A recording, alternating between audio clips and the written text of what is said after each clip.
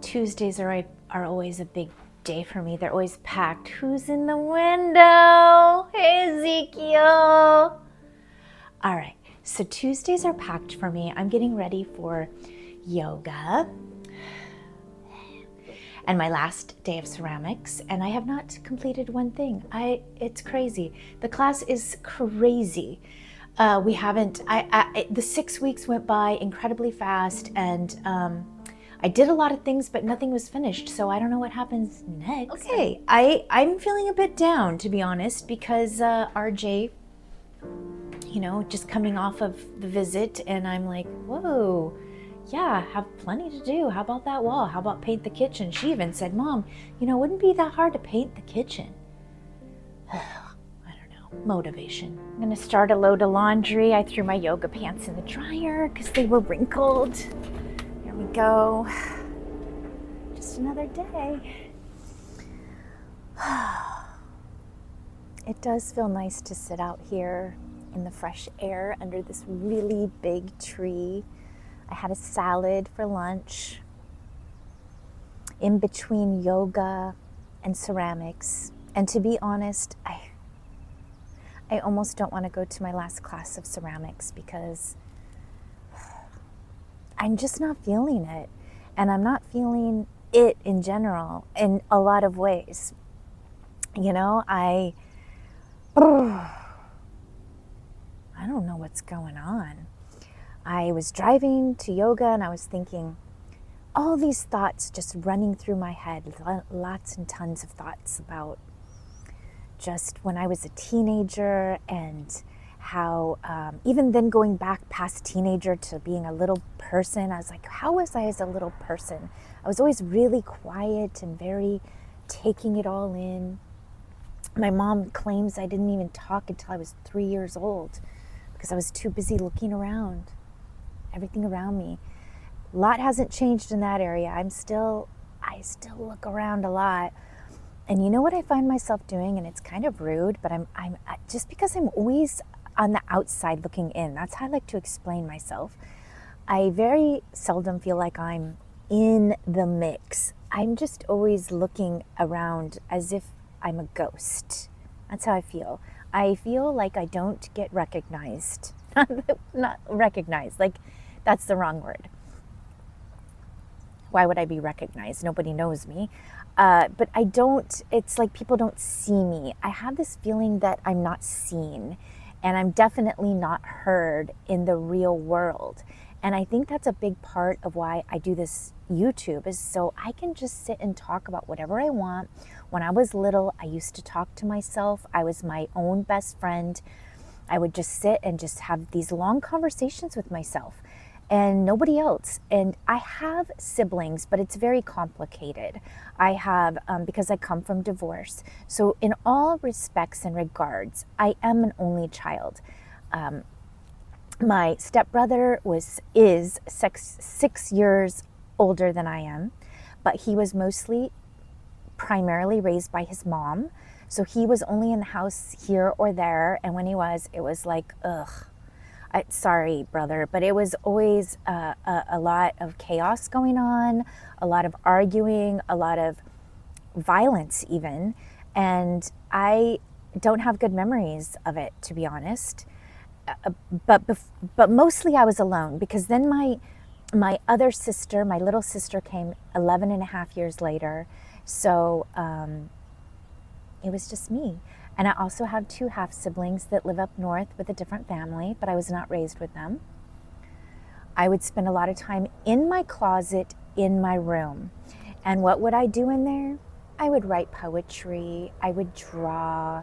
I just relished being alone. And I'm more of a one-on-one kind of a friend. I don't like big groups at all. So I had, some really amazing friendships in my lifetime, but my longest and best friendship is Sun Daisy. I've known her since I was 4. I've spoke about her before. And our parents were friends, and that made it to where we stayed connected because she moved all the way to San Diego and I stayed here. But when she was a teenager, she was a little bit wild, I'll just say, and got shipped down here to live with her grandparents. And that's where our friendship really deepened, because we were in high school. And you know, when you're in high school, man, you feel all the feels and you think you know everything. And we spent a lot of time together. We did not go to the same high school, but I had the transportation. I had the red convertible Mustang 1965. It was super rad.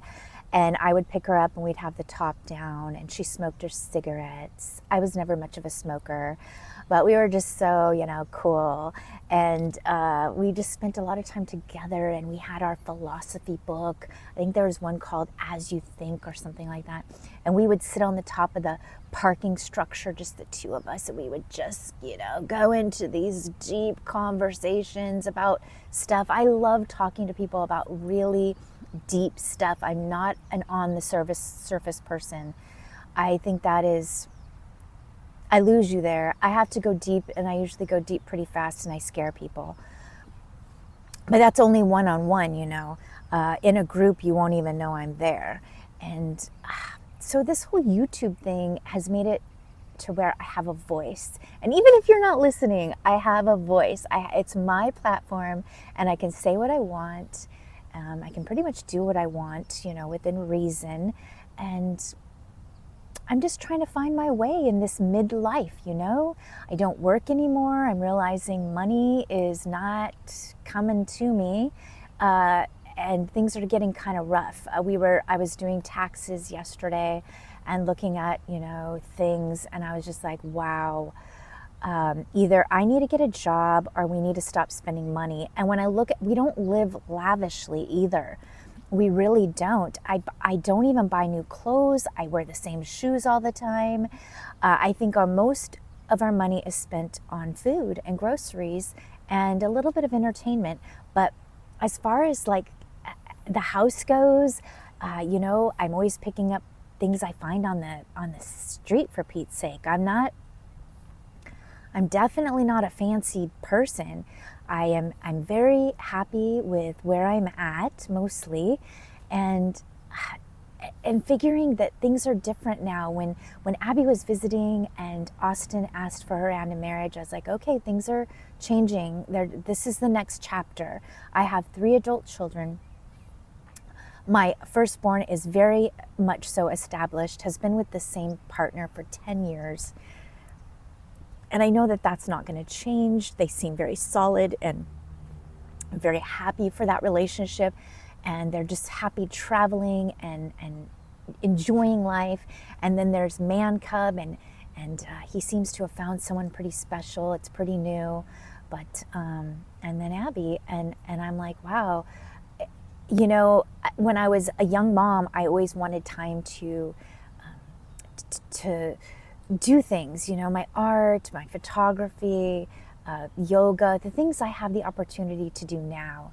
And I felt very blessed in the last two, almost 3 years. I'm going into the 3rd year.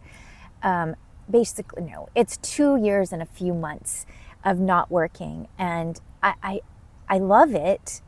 I love it a lot. And it's given me the opportunity to share here on YouTube. But I also, I'm like, what is my purpose? I've never had confidence in myself. I have very low self-esteem and very, very low confidence. And I'm a people pleaser, and I hold a lot in. And I've been, you know, I went to therapy for 5 years, which probably wasn't enough. I was able to get the courage to do a few things while I was in therapy, like quit my job from the family company, and have a serious conversation with my dad about something that happened in the past. And I found that courage in those moments, but I still find myself I don't believe in myself. I doubt my artistic abilities. I feel like I just am always not good enough. And I listen to affirmations, and I'm in the Word, and I spend time in prayer, and I do meditation, and I ground, and I do all these things, and I'm still filled with anxiety, and OCD. Ever since I hit premenopause, which I realize now is about early in my 40s. I didn't realize it, but I couldn't sleep very well. I was anxious all the time. My OCD ramped up. I started picking my skin. I have not stopped. I'm going on 15 years of skin picking. If you saw my legs, you would think, wow, I would have no idea. I'm always fidgeting. I'm always holding on tight. I feel like I live in a beautiful state, but it is so crowded and it is so full of traffic and it is stifling, and just sitting here feels nice, but oh gosh. I'm just having this little talk with you before I go into ceramics, and I don't even want to go to ceramics, but I will because it's my last class and maybe I'll be able to bring something home. I don't know, but I'm just going to suck it up. Been talking a long time. I still have 25 minutes before class. Hard for me to look at you because the sun is bright and I have my sunglasses off, so I keep wandering my eyes around. I'm sorry about that. Hoping my mic is working. I'm just kind of getting it out of my system right now. I'm usually in entertain you mode. I will do my best to entertain you. I amp up my mood. I try to not be boring. I switch scenes a lot to not just be boring. I seldom sit and just talk like this. I like to show you what I'm up to and entertain you, basically. But still, vlogs are hard to grow. And recently there's been a trend of I've noticed people that are highly, highly successful on YouTube already. They're doing this trend where they share with you what they realize. They've been alive. I've been alive almost 55 years. And I can tell you what I realize is important in 30 minutes. It's something to that effect. And a lot of people are doing it, and they're getting tons and tons and tons of views and new subs and watch hours and all the stuff that you desire, right? Do you really desire that? Do I desire that? Sometimes I think I do. But then I always remember, be careful what you ask for, because I don't know if that's really what I would want. I don't know. I guess you don't know till you achieve it. And then when you achieve it, do you just keep wanting more and more and more, and you're never satisfied? Isn't it important to just be satisfied in who we are, who we were created to be? You know, we're all so different.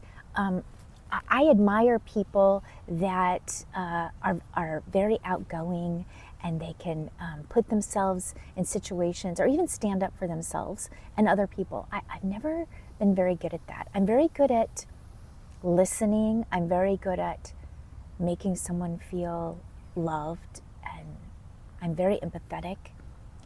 But I'm not like a take the bull by the horns kind of person. And people, I don't know how you feel about astrology, but I'm a Taurus, and supposedly Tauruses are very strong.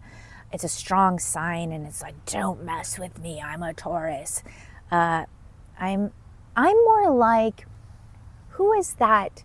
I think it's Ferdinand the bull with the flowers in his hair. I'm more like that. I wouldn't hurt a fly, and I'm not a big presence.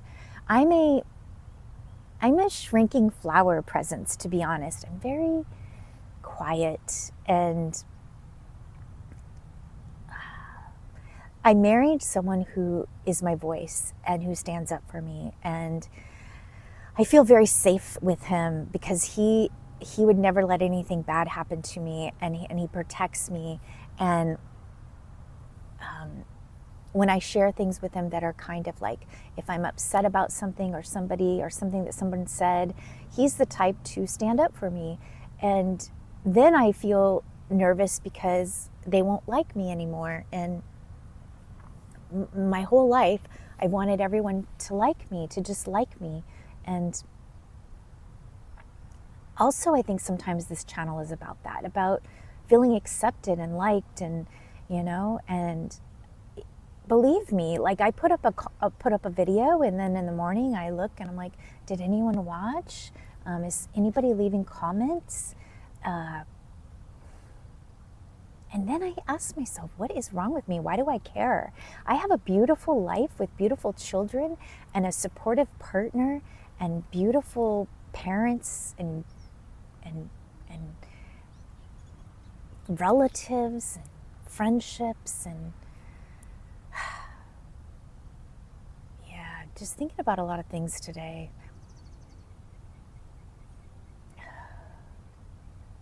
Yeah. Who knows? I do think there's something about going back to when you were young and channeling into what really spoke to you when you were young. You know, I was always a writer. I was always writing all the time, just constantly writing and observing. And aside from that, I was documenting life with a camera, with a film camera. You know, my friends knew I would always be the one with the camera with me and documenting things. And if it wasn't a film camera, it was a video camera. My parents would let me use their Betamax camera, and I enjoyed just capturing memories, and I still enjoy capturing memories, and I'm always lagging behind because I'm always trying to see what's happening in front of me and around me and behind me and up above me and below me, and I'm always lagging behind. And I don't think that'll ever change. What I think what needs to happen is I need to embrace who I am, and I need to believe in myself, because your job is to believe in yourself, not me. I have to believe in my own self, and that's been a lifelong struggle. When I was younger, I wanted this little car, and it was a stick shift. And I remember my parents saying, "Oh gosh, you cannot drive one of those. You'll end up killing yourself. There's no way you'll be able to drive a stick shift." I go back to lots of things. Like I wanted to go to art school, the Fashion Institute, and I had an interview and everything, and they accepted me. And my parents were like, "That's not real school," and they're just saying that. They're just being nice about, because they want our money, and it made me feel like I wasn't good enough, and I was never good enough. And it's just I carry it with me. So when in my life am I going to feel good enough? Because certainly my husband makes me feel like the most beautiful woman on the planet. Sores on my body and all. He loves me for who I am. He loves me when I'm overweight. He loves me when I don't have makeup. He makes me feel like the best, most amazing person in the universe. But why do I still feel this way? And even my kids, they think I'm pretty cool. And I still within me struggle with my own self-worth. I never do long videos either, by the way. Never do long videos, because I think who wants to sit and talk to listen? Not talk. Although I think some people do talk back to me. I've heard that. They especially try to find my words for me, because I'm always looking for the right words to say. But I think it kind of feels good to just get this out of my body right now. Yoga felt good. It was a very relaxing practice. I felt very, very relaxed when we were done. Almost like in another, it was really weird. And then I drove to get my salad, and I'm always driving. And that's another thing. I'm so wound up about the driving where I live, because there's so many cars and so much traffic and so many a-holes on the road. Yeah, serious a-holes. And what really gets me is when you're driving and there's traffic, but then you see that one person still like weaving in and out of traffic, trying to get there first. And it just gives me this immense anxiety. Like I'm gonna see an accident happen before my eyes. And what is your big rush? I want to live somewhere where there's no rush, where I can just drive and not be in a hurry. Because why do you always have to be in a hurry? Why do you always have to feel like you need to be there first? That's what it's like living here where I live. Everyone's always freaking out, honking their horns, making gestures at you. I also struggle with left-hand turns. I will not make left-hand turns if possible. I will go the long way and do a whole bunch of right-hand turns to get where I'm going, because people run the lights on the left-hand turns. They're always running the lights. And I don't want to take a chance. I'd rather go the long way. So there's that anxiety here, and knowing that our littlest and only girl, I used to call her, is living in a different state, who's probably going to settle there because she finds peace there. She comes back here to visit and immediately gets, like, whoa, I really don't like it here anymore. I really feel uptight and it doesn't feel good. I like where I'm at because it feels like I can actually breathe there. And I don't want to slam where I live.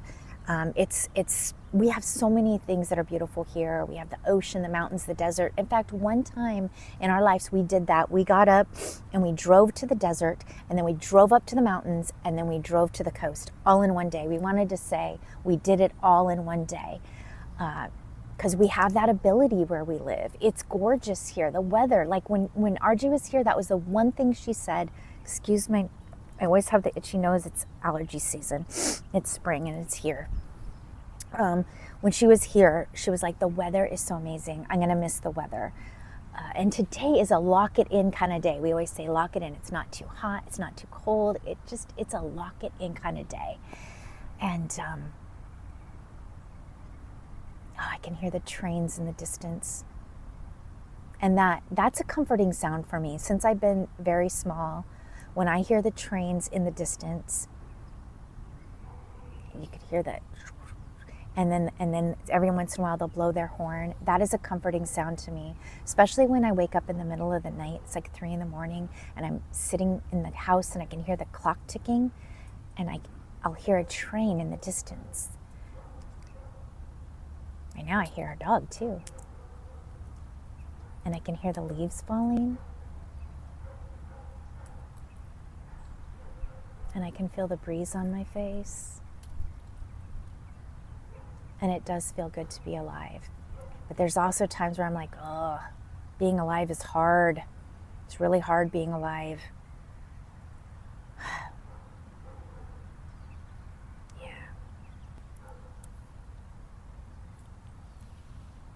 Ceramic starts in 15 minutes. It's going to be crazy in there. It's crazy in there. Actually, it gives me anxiety in there. It's supposed to be a relaxing practice, but it's very high energy inside that ceramic place. And I don't feel at ease in there, to be honest. I thought it would be a very relaxing practice. And maybe it would be if it was just myself, just me by myself. But in the room that I practice ceramics in, it is like chaos in there. It's a lot for me. It's a lot of activity in there, and everyone's doing their own thing, and it's kind of tight quarters, and I feel like I don't know what I'm doing. And actually, I can't wait for this day to be over with so I can be done with ceramics and go on to the next thing, which I don't know what it's going to be. I don't know what the next thing is going to be. I've neglected my art journal. I admire my artist friends on here because they are very solid in their practice. I'm so flighty. I'm just like here, there, and everywhere. And it's hard for me to settle and just focus on one thing. Life is just, it's a blessing. It's beautiful. There's lots to be grateful for. But at the same time, I already worry about losing my parents, my grandmas. And sometimes you think if you put a little distance between you, it won't be as hard, but it's going to be hard. It's still going to be hard. And it's part of life. Death is part of life. So sometimes I get caught up in that, and sometimes I get paralyzed thinking about it. About losing people. Yeah. So, how is this for a video? How is this? Still trying to figure out life over here at age 50, almost 5. Sometimes I just want to run away to a little cottage on a lot of land and just be there with Motorcycle Man and no social media. I have not missed Instagram. I would never get on TikTok, and I don't miss Facebook. And someone just introduced a new platform to me that is strictly sharing pictures. It's not Flickr. It's something else like Instagram, but the OG Instagram before it got all influency and mostly videos instead of sharing moments of your life in images. It totally took a turn for the worse, if you ask me. Everyone's competing, everybody's trying to be the best, everyone's trying to sell something. It's just too much for me. It's too much. So I'm gonna look for that bluebird. They said there's little bluebirds that hang out around here with little red bellies. No, I think I see one.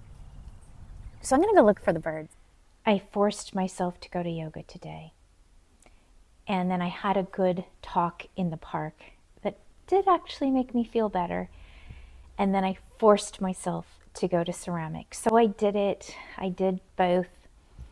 Am I glad I did it? Yes, I'm glad I did it. It's better than staying in bed all day, because guaranteed, if I would have stayed in bed all day, I would have felt guilty. I would have felt shameful. I would have beat myself up. I would have felt lazy. I could say all the things. I'm really good at calling myself names. And I would have gone through the whole list of it. So thankfully, I forced it and I did it. I'm glad I did it. Glad I had the talk.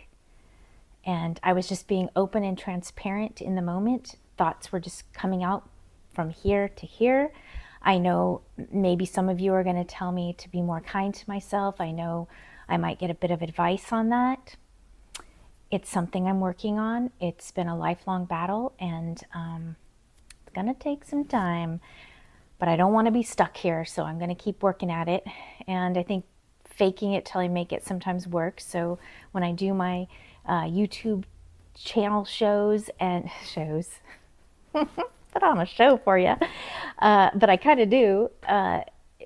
It's like, I don't want to say I'm faking gratitude and I'm faking a good life, but sometimes it is a struggle to find the good when you're dealing with mental illness, and depression has been a lifelong journey with me. And I have my ups and I have my downs. And I really struggle when people of faith tell me it's because I don't believe strongly enough in Christ and my relationship is questioned with him because I struggle with depression. I don't think that's true.